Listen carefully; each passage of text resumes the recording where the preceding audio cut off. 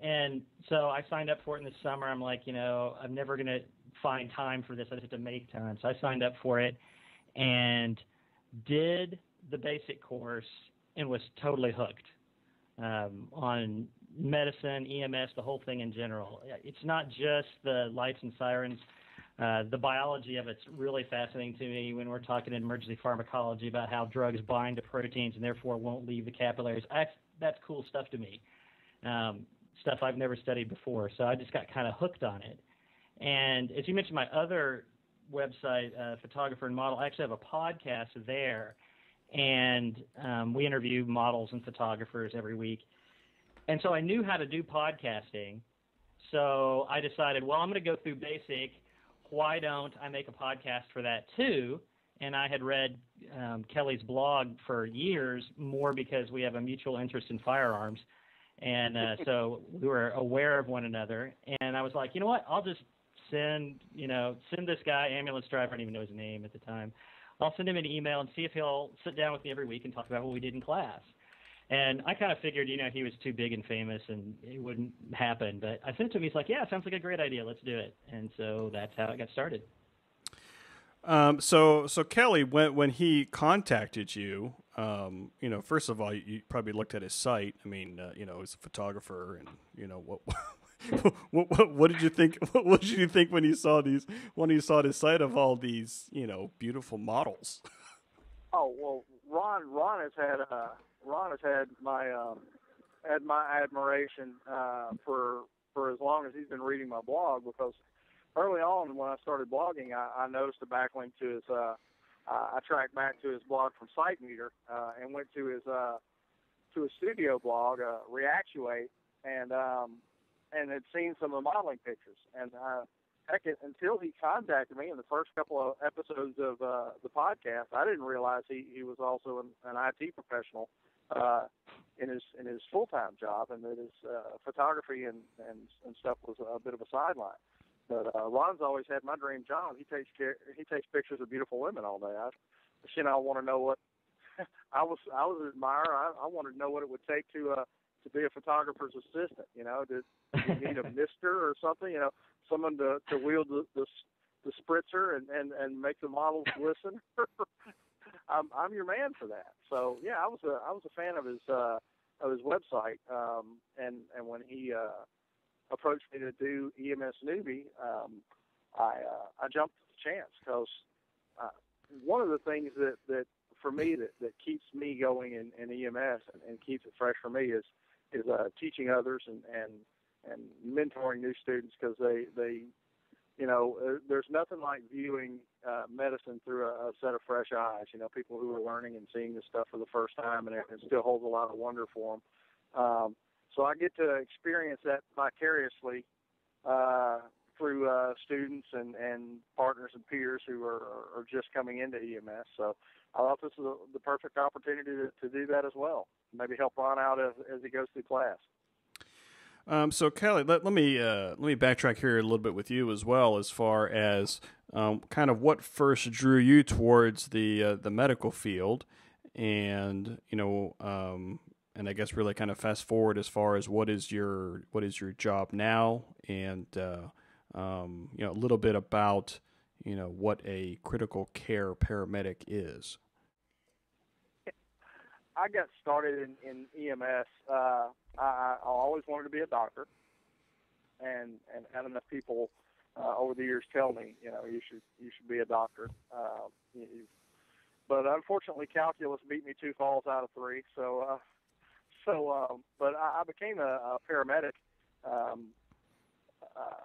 I was a professional retriever trainer at the time, and training dogs for a living, and wanted to get into something else, and I had dropped out of college to train dogs full time, and wanted to get back into school and get into medicine. And the plan was to go back, complete my degree in biology, and apply to med school. But until I could get some student loans paid off, I needed a way to pay the bills. So my mother was a licensed practical nurse, and she was a 50-year-old homemaker who decided to go back to school and become a nurse, and went to nursing school and got her certificate, and encouraged me to take the same path. So I went to the local technical college with the intention of signing up for a practical nursing course.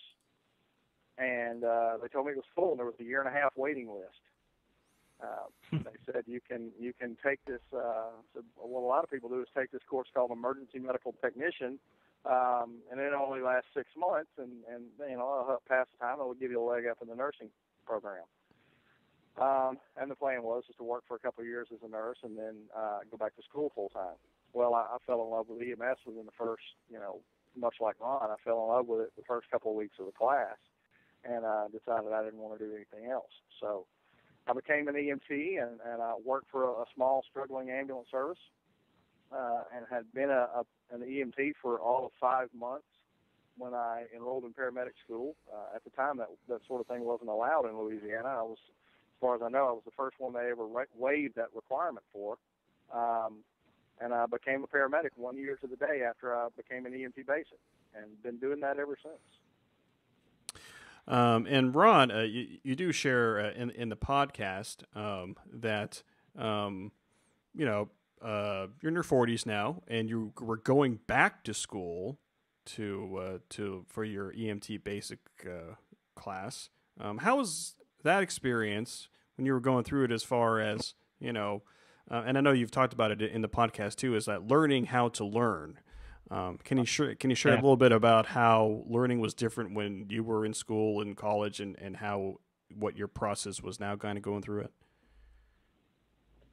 Sure. When I was in college, I kind of read the books most of the time and took notes in class, and studying meant making sure I'd done the reading. And that was kind of my means of going through school. And I actually have 2 bachelor's degrees, one in mass communication, radio, TV, and one in computer science. And I don't know, I guess I was just kind of able to wing my way through that. I was kind of a C student, but I got through both of them. And when I went back to this, 20 years later, 20 years later, I had kind of a different motivation. I didn't want to be a C student. I didn't want to just pass. And when I took my first test in basic, it was, the results were horrible. Of course, the results were horrible for everybody in the class. It was a major shock that the testing that you have in EMS classes is different than other school kind of stuff that I've had in the past. It's not so much about the facts exactly as it is about application of those facts. And I can talk about that in a minute.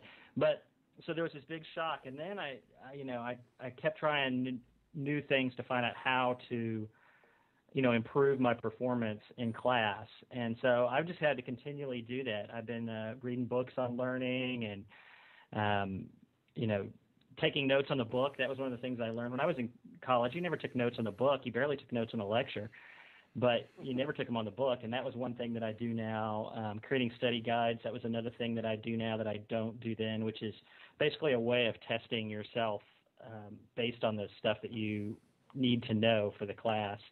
And knowing when I'm done studying, like when you actually have the material, which basically is when you can recite it from recall. So if you can, tell you the 7 ways of active listening, that was on our test on Tuesday, if you can just cite those from memory, then you know the facts, even though your class may not ask you them from memory. Although my test did ask for them from memory. So I've been learning to learn. And how was it taking computer tests? Because you've never taken tests on the computer. How was that experience? I found it really weird. I'm a computer guy. I sit in front of a computer 10 hours a day, but I had never taken a test where each question comes up. In basic, each question came up one at a time. And that was weird. Going back was really hard. I mean, you could hit the back button. You can only see one question at a time. So after 100 questions, if you want to go back and review everything, which is what you would have done on paper, you have to hit the back button 100 times. If there was no way to write things on the test because it was all on the computer, Like today, I had a test and we were doing pharmacological math, and so that was actually written, so I could go through the question and underline the relevant measurements, that I'm going to plug into a formula as I'm reading it. Well, when you're on the computer, you can't do that. I mean, they let you have a piece of paper and you can write down stuff next to you, but yeah, doing it on a computer is weird for me. It's an entirely new skill set that you have to you have to cultivate. That was one of the jobs as an EMT instructor is preparing your students for success on the exam. It does no good to go through the class and then fail the certification exam. So, before you have to get them to practice an entirely new set of test taking skills, and there was a bit of a learning curve for me. I'm seriously considering when I recertify, when I renew my paramedic license in 2012.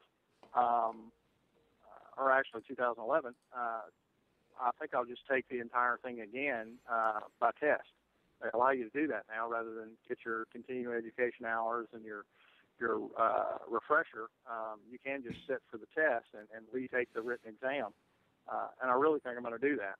Just go ahead and take it, just so I'll have a first-hand knowledge of what to expect, so I can pass that on to my students in the future.